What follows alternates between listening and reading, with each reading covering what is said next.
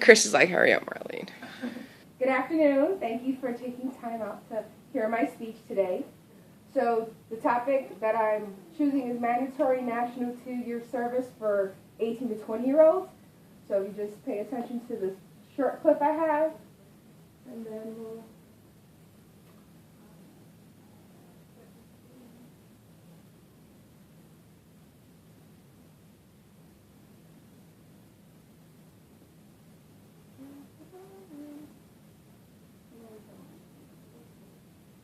Congressman Rahm Emanuel has been picked by Barack Obama to be his White House chief of staff.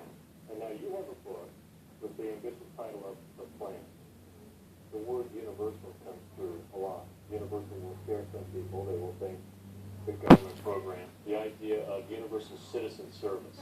You have to participate. Citizenship is not an entitlement program. It comes with responsibilities. Everybody somewhere between the ages of 18 and 25 will serve 3 months of basic training and understanding in a kind of civil defense. That universal sense of service, somewhere between the ages of 18 and 25, will give Americans, once again, a sense of what they are to be American and their contribution to a country and a common experience. And you look at World War II, well, that was a draft. This is not a draft. It's a universal service. It is not an accident that we started our big march towards civil rights and expanding post-World War II, because the country came through an experience together. So is this compulsory then? Well, you have to, in the sense that it's a required of everybody, 18 to 25, 3 months. Because I think anytime somebody serves their country in some capacity, we're going to be stronger for it.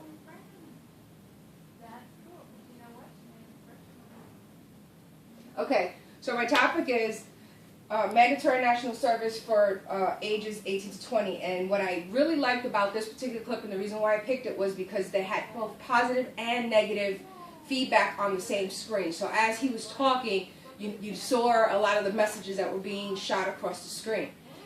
So what are the benefits for national service if there was to have universal or mandatory national service for all 18 to 20-year-olds? Would national service help transition young Americans into purpose and relevance into that transition into adulthood?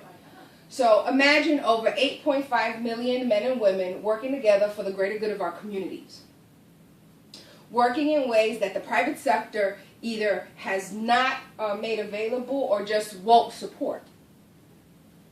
Every able-bodied, mentally fit young American between the ages of 18 and 20 should be required to serve in the national service in some capacity. That's not military service. Military service would fall under national service, but we're talking about national and public service. Things like the AmeriCorps, Peace Corps, Habitat for Humanity. Again, we as a nation go into other countries to help rebuild when we can also strive to rebuild our own communities and our own urban areas. The thought of entering adulthood can become overwhelming and scary for many young people, and they succumb to early parenting, drugs, alcohol, gangs, and violence. Today we'll discuss how our communities are, one, suffering, how mandatory national service could better our communities, and transition our young Americans into adulthood. So let me begin by defining some of the problems in our communities today. According to Phil Kleinsky's 1994 article, classrooms are overpopulated and teachers are overwhelmed because children today are bringing really serious problems into the classroom. Okay? The classrooms are overpopulated in most urban cities like New York, Oklahoma City. Classroom sizes are anywhere between 30 and 35 children for one teacher. The second issue is crime and gang activity are increasing in our cities, leaving police officers undermanned and overwhelmed to protect and defend our communities. Again, they're short-staffed, budget cuts, things of that nature are preventing our police officers, our public safety officials, to do what they should be doing.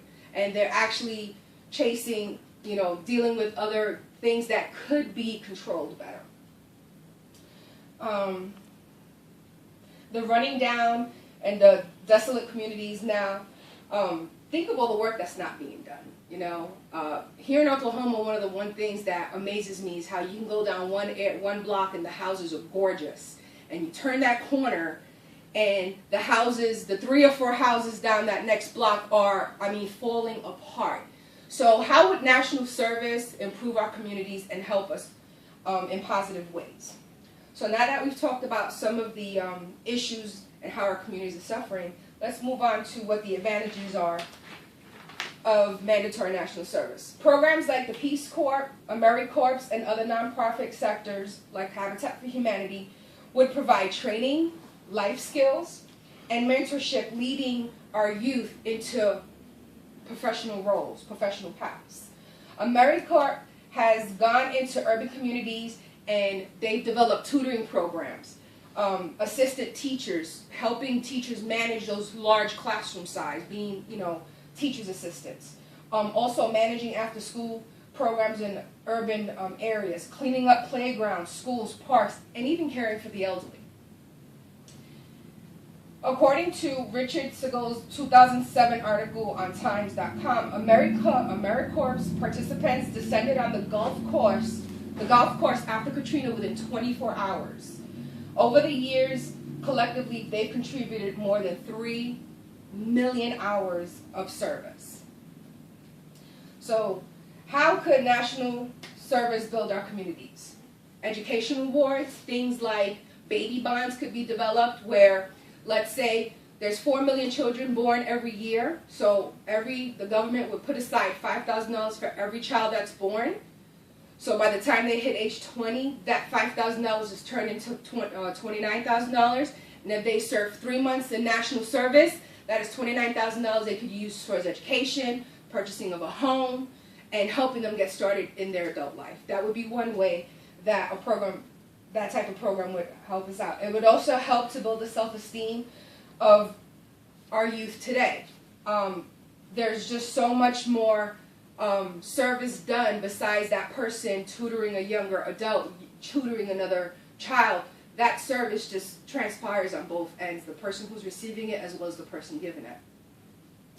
According to the 2006 article in the Congressional Digest, cutting class lines and having to depend on other people who are different from you and your friends can help to provide success in these type of experiences, meaning it would level out the playing field. National service would mean every 18 to 25-year-old.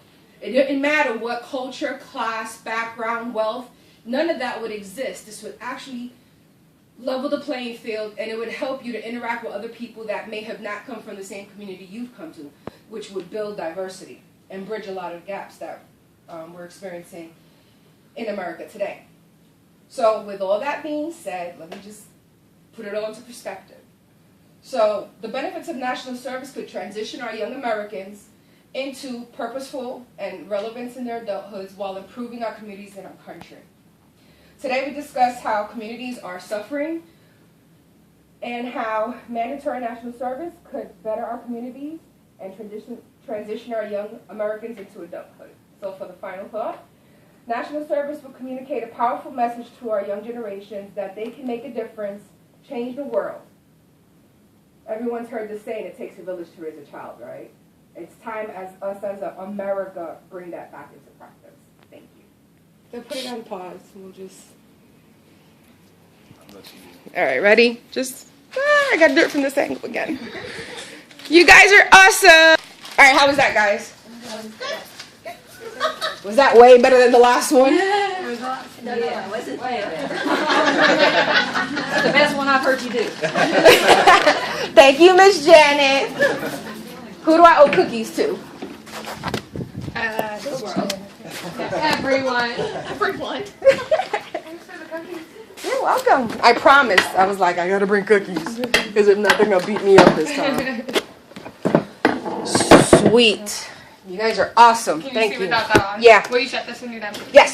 Thank you. Absolutely. No, thank you. We gotta have a civilian national Yeah, whatever.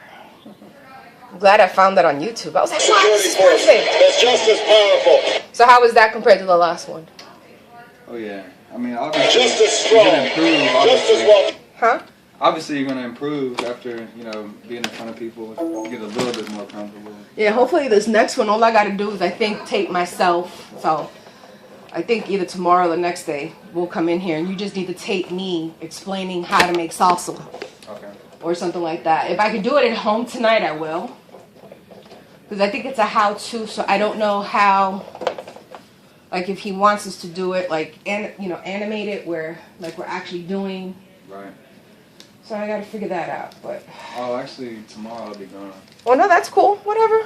I'll be here Thursday. Okay. So. Well, I see, because today's what, Tuesday? Yeah.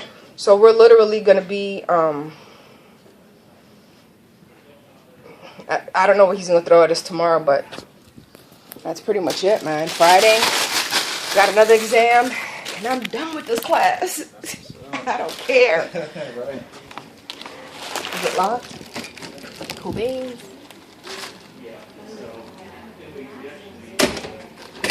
Oh, thank you. Let me give that back to you. Oh, the corner. Thank you.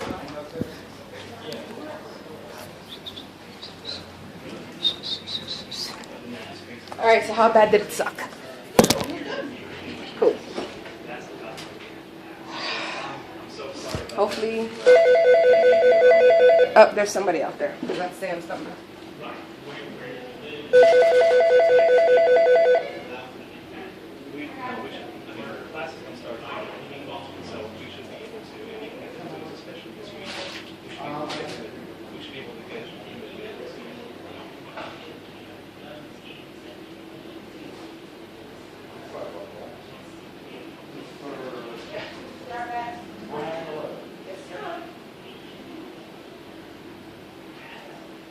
I have Mr. Ken Loberg. And then, do you Someone have has been bugging you all last week. do you have a copy of your DD-214? Actually, I gave that to the original one that was here. Yes. It should be on file. Okay. Well, do you just want to see it? We can do that.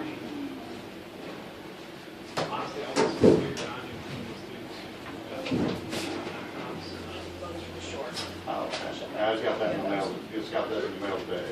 Lovely. Oh, it's not 11. Are any of the professors in there? Probably not. Nah. I have a slight issue. My son's graduating basic training on the 16th. I want to be there for graduation, except for sure.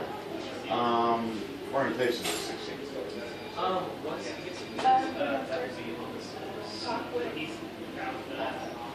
First year experience, Okay. because they're the ones that are doing orientation. Oh, They okay. might be able to read. Okay. All right, not a No, problem. the last name's spelled right. Yes. D-E-R-G. First name? Ken. Get my parking spot.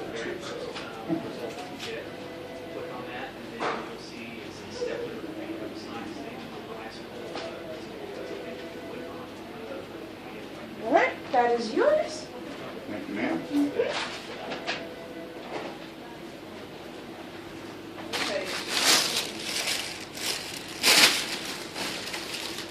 Got that also in your uniform.